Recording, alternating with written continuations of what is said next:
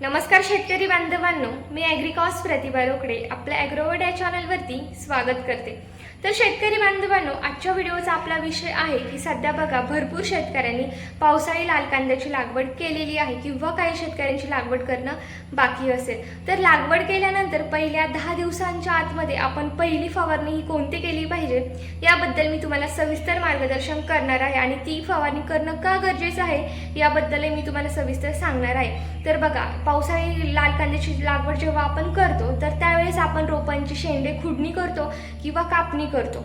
तर शेंडे खुडल्यानंतर जेव्हा आपण प्लॉटमध्ये आपण ते कांदे लावतो, बियाणं लावतो, तर त्यावेळेस झाडांवरती बुरशीचा अटॅक होण्याची दाट शक्यता असते किंवा पातींमध्ये हिरवा मावा असेल, काळा मावा असेल, थ्रिप्स असेल, तुडतुडे असेल यांचा प्रादुर्भाव होण्याची दाट शक्यता असते। तर यांचा अटॅक झाडांवरती होऊ नये यासाठी आपण प्रिव्हेंटिव्ह मेजर म्हणून कोणत्या औषधांची फवारणी केली पाहिजे कॉम्बिनेशनमध्ये याबद्दल मी तुम्हाला सविस्तर मार्गदर्शन करणार आहे। तर त्यासाठी तुम्ही आपला व्हिडिओ शेवटपर्यंत व्यवस्थित बघा जेणेकरून तुम्हाला सविस्तर माहिती होईल। त्याचबरोबर जर तुमचे आणखीही काही शेतीविषयक जर प्रश्न असतील तर तेही नक्की मला कमेंटमध्ये कळवा, यावरती नक्कीच मी तुम्हाला रिप्लाय करेल। आणि महत्त्वाचं म्हणजे जर तुम्ही अजूनही आपला ॲग्रोवर्ड हा चॅनल जर सबस्क्राइब नसेल केला तर नक्की करून घ्या जेणेकरून या पुढचे येणारे शेतीविषयक जेही नवनवीन व्हिडिओज आहेत हे तुम्हाला वेळेत बघायला मिळतील। चला तर आपण व्हिडिओला सुरुवात करूयात।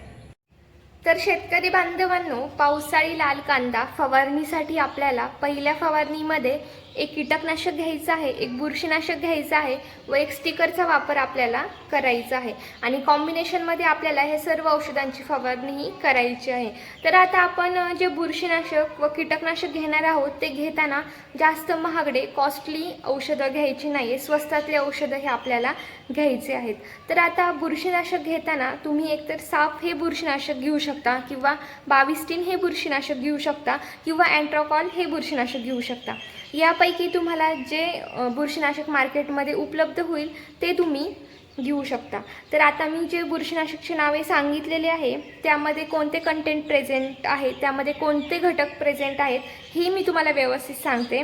तर साफ हे जे बुरशीनाशक आहे यामध्ये कार्बेंडेझिम 12% प्लस मँकोझेब 63% WP फॉर्म्युलेशनमध्ये हे कंटेंट प्रेझेंट आहे। यानंतरचं दुसरं बुरशीनाशक म्हणजे 22 हे बुरशीनाशक, यामध्ये 50% कार्बेंडेझिम हे कंटेंट प्रेझेंट आहे। व जे तिसरं बुरशीनाशक आहे अँट्रोकॉल, यामध्ये प्रोपिनेप 70% WP फॉर्म्युलेशनमध्ये हे घटक प्रेझेंट आहे। तर आता यापैकी तुम्हाला कोणतं एक बुरशीनाशकचा वापर करायचा आहे। तर हे जे बुरशीनाशक आहे याचं फवारताना प्रमाण किती घेतलं पाहिजे हेही सांगते। तर प्रतिपंपासाठी याचं प्रमाण हे तुम्हाला 30 ग्रॅम असं घ्यायचं आहे। तर आता हे झालं बुरशीनाशक। यानंतर आपण कीटकनाशकबद्दल माहिती जाणून घेऊयात। तर कीटकनाशकमध्ये आपल्याला कराटे हे कीटकनाशक घ्यायचं आहे। यामुळे काय होणार आहे की जे पातींमधले जो काळा मावा असतो, हिरवा मावा असतो याचा संपूर्णपणे नायनाट होणार आहे।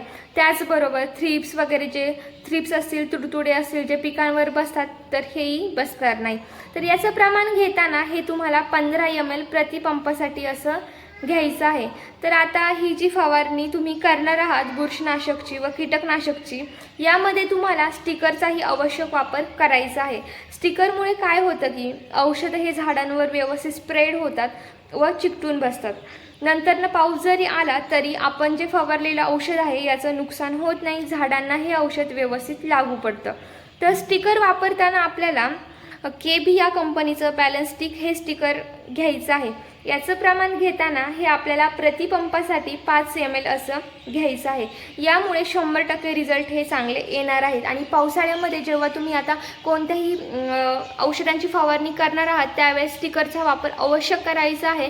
यामुळे काय होतं की पावसाचा अंदाज नसतो, पाऊस केव्हा येऊ शकतो, तर स्टिकरमुळे आपण जे औषध फवारणार आहोत त्याचं नुकसान अजिबातही होणार नाही। तर अशा पद्धतीने तुम्हाला कांद्याची पहिली फवारणीही करायची आहे। तर शेतकरी बांधवांनो, व्हिडिओ पूर्ण बघितल्याबद्दल मनापासून धन्यवाद। असंच आपल्या चॅनलला कनेक्ट राहा।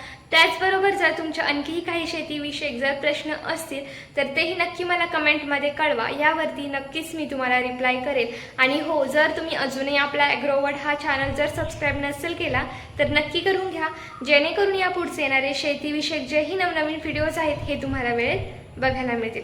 चला तर आजचा व्हिडिओ मी येथे स्टॉप करते.